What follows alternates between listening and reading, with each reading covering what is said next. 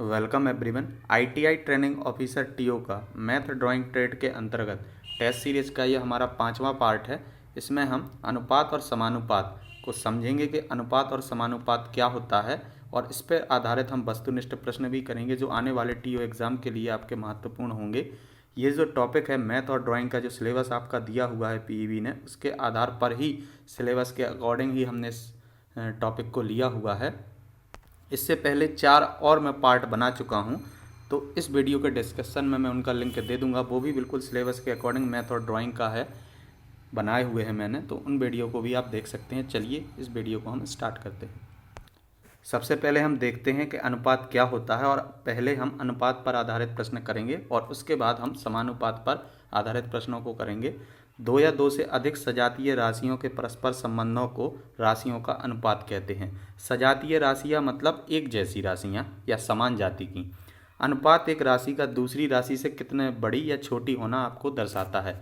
जैसे हम मान लें फॉर एग्जांपल, ये कोई एक बुक है और ये बी बुक है हमारा, ये ए बुक हो गया, ये बी बुक हो गया। इसमें 50 पन्ने हैं और इसमें 100 पन्ने हैं, तो इनका जो अनुपात हो जाएगा पन्नों का, वो क्या हो जाएगा आपका 50:100। यदि इसको हम और सरल रूप में लिख लें तो इसको हम लिख सकते हैं 1:2। तो यही आपका क्या होता है, अनुपात होता है। यह चिन्ह होता है आपका अनुपात का, इसको आपको याद रखना है। चलिए अब हम इस पर आधारित प्रश्नों को करते हैं।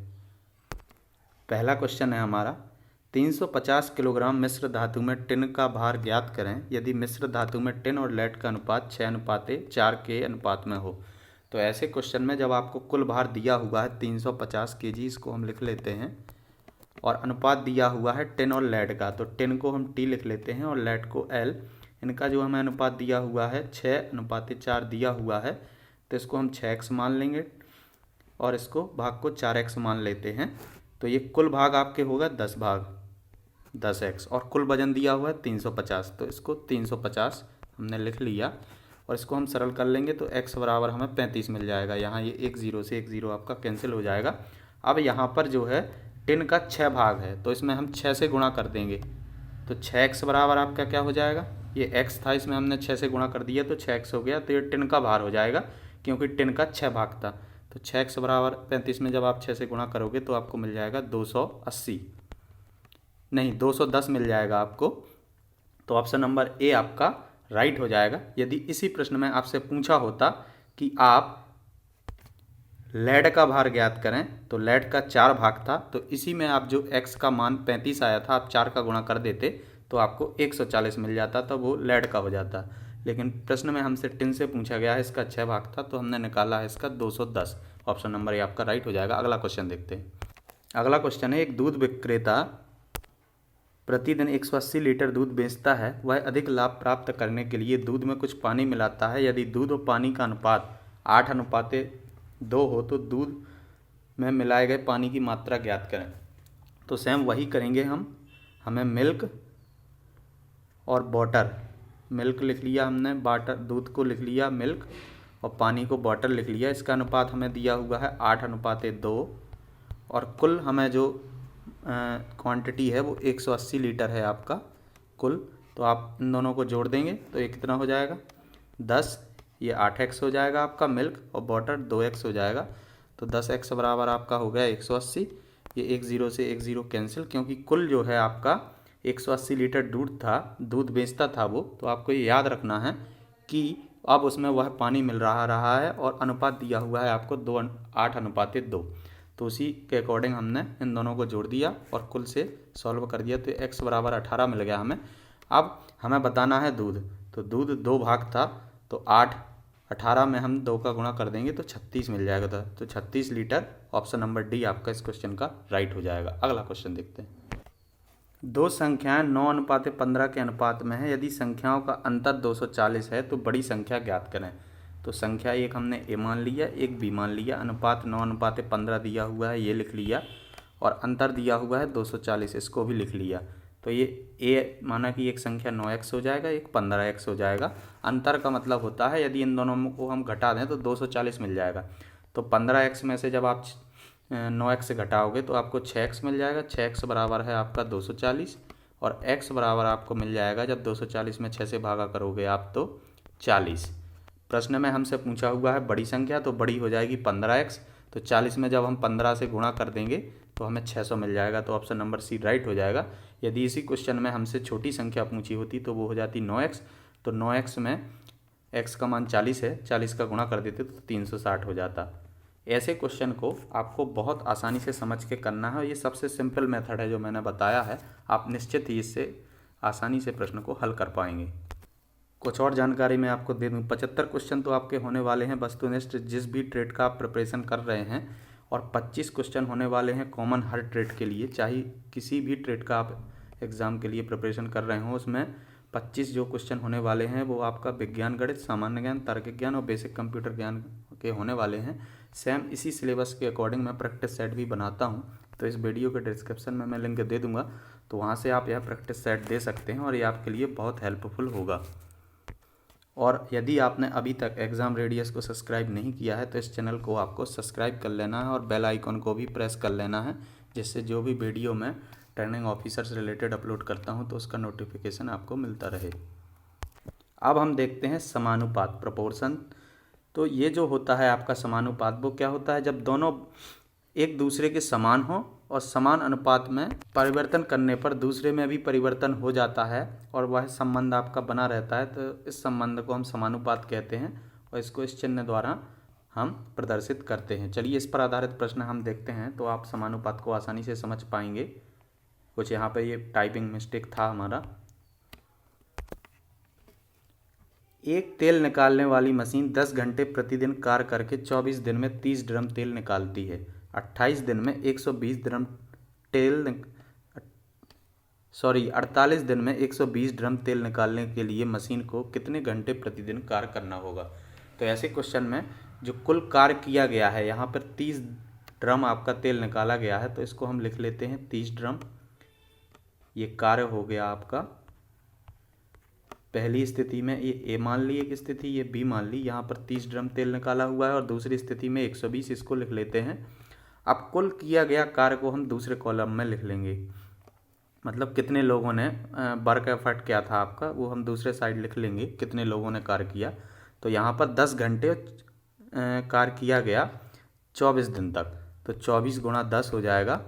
और यहाँ पर 48 दिन तक हमें बताना है कितने घंटे कार्य करना होगा, तो उसको हम x मान लेंगे और इन दोनों को हम बराबर कर देंगे। तो ये क्या हो जाएगा आपका, यहाँ पर हमें मिल जाएगा 240, जब 24 में 10 का हम गुणा करेंगे और ये 48x मिल जाएगा।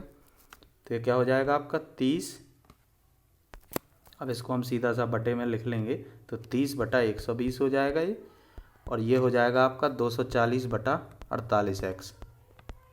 तो इसको हम सरल कर लेंगे, ये 1 0 से 1 0 ये कैंसिल हो जाएगा आपका, 3 से 12 को कैंसिल करोगे तो 4, तो ये 1/4 मिल गया यहाँ पे। और उसी तरह यहाँ पर हम कैंसिल कर देंगे, तो 24 दूना 48 और 24 दाम 240 हो जाएगा। तो ये 10/2 यानी कि और काट देंगे तो इधर 5 मिल जाएगा। तो 1/4 बराबर हो जाएगा आपका 5/x। तो x बराबर हो जाएगा 5 गुणा 4 यानी कि 20। तो 20 घंटे प्रतिदिन कार्य करना होगा, जब जाके जो है 120 ड्रम तेल आप निकाल पाएंगे। तो ऑप्शन नंबर सी आपका राइट हो जाएगा। अगला क्वेश्चन देखते हैं। ये जो मेथड है समानुपात का, ये सबसे आसान मेथड है, तो इस मेथड को आपको समझ लेना है, तो आप आसानी से इसको कर पाएंगे। अगला क्वेश्चन है हमारा, एक त्रिभुज की भुजाओं का अनुपात 3:5:4 है। यदि इसकी सबसे लंबी भुजा 180 mm है, तो इसकी सबसे छोटी भुजा की लंबाई ज्ञात कीजिए। तो अनुपात हमें दिया हुआ है 3 भुजाओं का। तो त्रिभुज में 3 भुजाएं होती हैं, आपको पता ही है। तो 3, 4 और 5 ये जोड़ देंगे 3, 5, 4 को, तो आपको 12x मिल जाएगा। एक भुजा आपकी 3x हो जाएगी, एक 5x हो जाएगी और एक 4x हो जाएगी। तो 12x हो जाएगा आपका कुल। लेकिन यहाँ पर हमें दिया हुआ है सबसे लंबी भुजा, तो सबसे लंबी भुजा दी हुई है तो इसको हम जोड़ेंगे नहीं। 5x बराबर दिया हुआ है आपको 180, तो x बराबर आपको मिल जाएगा 36। अब प्रश्न में पूछा हुआ है सबसे छोटी भुजा, तो x का मान मिल गया हमें 36।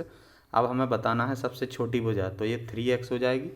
तो 3x बराबर क्या हो जाएगा, x और का गुणा कर देंगे हम 3 में, तो x का मान जो है हमारा 36 है गुणा 3, तो ये 108 हो जाएगा आपका। तो ऑप्शन नंबर बी आपका राइट हो जाएगा। यदि इसी प्रश्न में दूसरा भुजा पूछा हुआ था, जैसे कि ये 4x है, तो आप 4 का गुणा कर देते 36 से, और एक बड़ी भुजा यानी 5x आपको दिया ही हुआ था 180 mm। यदि x में आप उससे भी गुणा करते हैं 36 से, तो बड़ी भुजा भी इसी से आपको 180 मिल जाएगी। तो ये बहुत आसान मेथड है, इस मेथड से आप आसानी से किसी भी प्रश्न को आसानी से हल कर सकते हैं। अगला प्रश्न दिया हुआ है, यदि a अनुपात b बराबर 6 अनुपात 7, b अनुपात c बराबर 4 अनुपात 5, तो a अनुपात b अनुपात c का मान आपको बताना है। तो ऐसे क्वेश्चन में आपको सबसे पहले 3 कॉलम बना लेना है, a, b और c। अब a और b का जो अनुपात दिया हुआ है 6 अनुपात 7, हम इसको लिख लेंगे, और उसके बाद b अनुपात c जो दिया हुआ है 4 अनुपात 5, इसको भी हम लिख लेंगे। अब आपको क्या करना है, जब a, b और c का अनुपात आपको निकालना हो ऐसे क्वेश्चन में, तो b को जो है बराबर कर देना है। तो इसमें हम क्या करेंगे, जो पहले वाला रेशियो है इसमें हम गुणा कर देंगे किससे, 4 से, और जो दूसरा वाला रेशियो है b अनुपात c, इसमें गुणा कर देंगे हम 7 से। तो ये क्या हो जाएगा, 4 से गुणा करेंगे तो 6 चौका 24 a के सामने, और b के सामने 7 चौका 28 हो जाएगा ये इधर। और इसी तरह इसमें जब 7 से गुणा करेंगे तो 7 चौक 28 हो जाएगा, और ये क्या हो जाएगा आपका 7 पना 35 हो जाएगा। तो b हमारा बराबर हो गया दोनों रेशियो में, तो ये अनुपात भी बराबर हो जाएगा। अब इसको हम लिख सकते हैं 24 अनुपात 28 अनुपात 35। तो ये जो आंसर आपका हो जाएगा ऑप्शन नंबर सी राइट हो जाएगा, 24 अनुपात 28 अनुपात 35। ये सबसे आसान मेथड है। यदि ये अनुपात बी अनुपात सी आपको दिया हुआ है, और ए, बी और सी का अनुपात दिया हुआ है, आपको बी के अनुपात को बराबर कर देना है, ऐसा गुणा करना है। आप गुणा अलग अलग कर सकते हैं, बस आपको दोनों में करना होगा, ए और अनुपात बी के रेशियो में और बी अनुपात सी के रेशियो में।